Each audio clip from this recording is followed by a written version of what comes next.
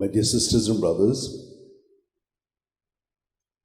the first reading is telling us that if we live in the presence of God, then like God who has laid down his life for us in love, we also will be able to do, and we will do it willingly.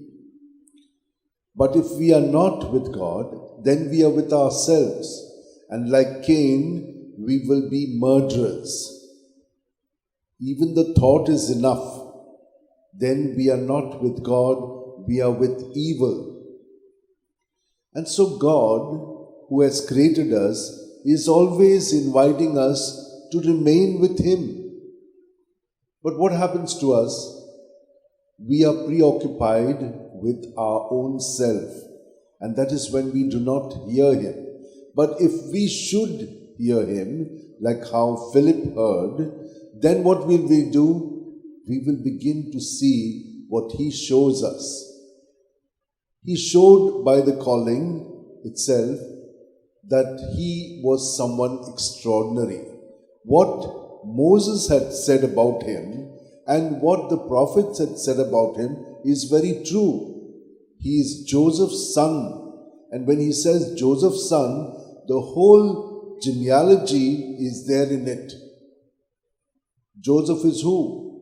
Yes, there's a whole lineage, and he comes from that. And what was foretold about him, that he would be the son of David, that he would be ruling much more than what anyone has done. Why?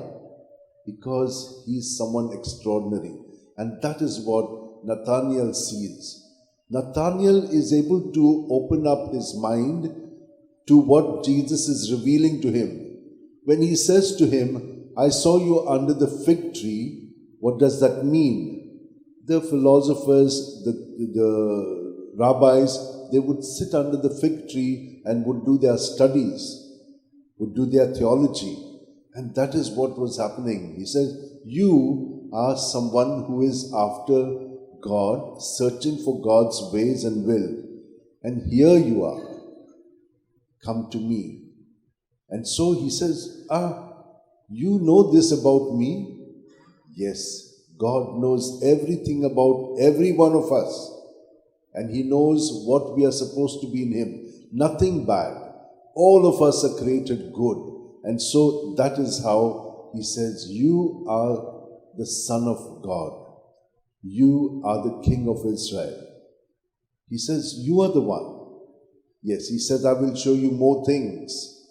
If you are ready to see them, you'll see heaven open, and you'll see the angels descending and ascending, which means you can fall away from God or you can rise with God like the angels.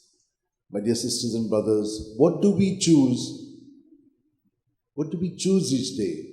We will choose that which we are prompted by the presence of God in us.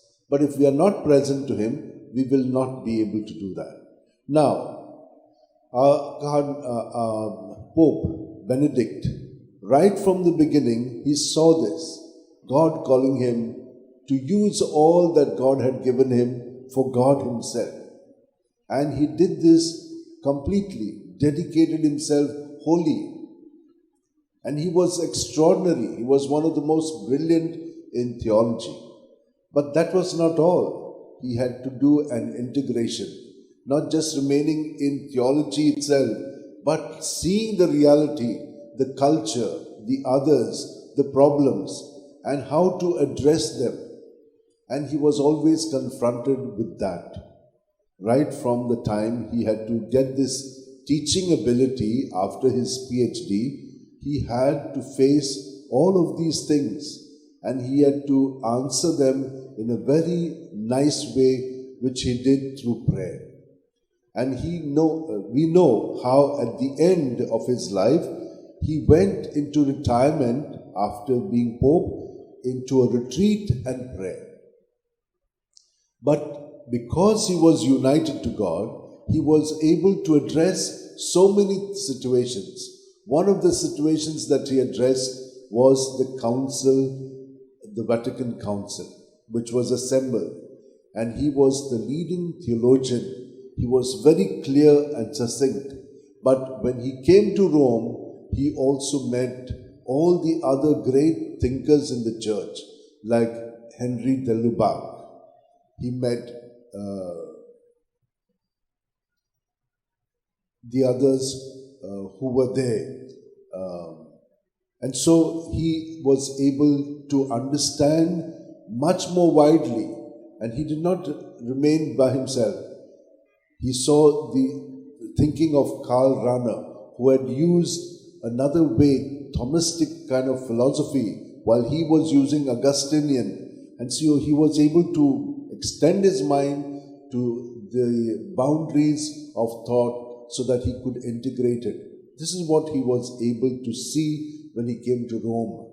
And that is why he worked with Pope John Paul II for 23 years very intimately.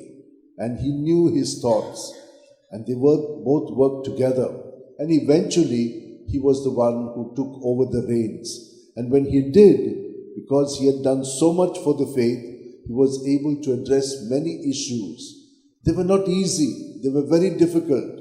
There were many problems with other faiths, and he was always open to dialoguing with them. Then he was also able to see how the church, which was inundated with problems of relationship, and he had to confront them, problems of finance, and all of these he was able to address them, remaining calm and cool in the Lord. There is something which people have said about him. When he was already a young man, he was very, very succinct in what he did.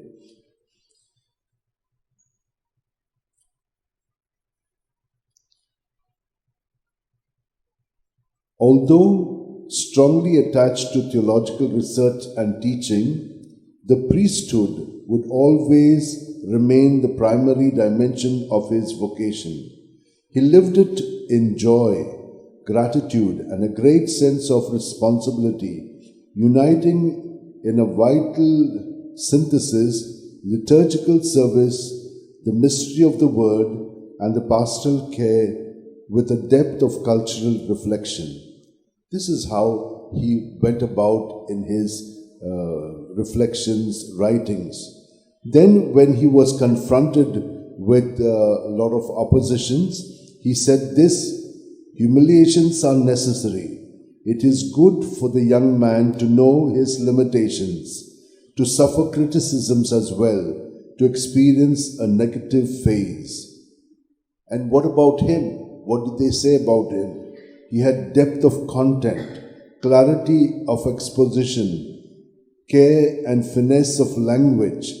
Students thronged to his lectures, and everyone admired him for all that he did. There is so much that can be said about him, but I will limit it here so that we will pray for him. God, who has done so much through him for the 95 years, we cannot just explain it in a short while, but we will pray that God gives him eternal reward.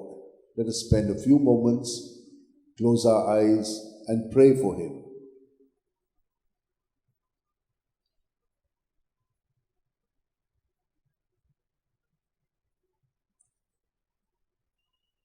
And as we pray for him, let us offer him to the Lord and all of us as well in all that we are and all that we ask of God, that God may bless us with his presence and that we may always do good rather than do evil.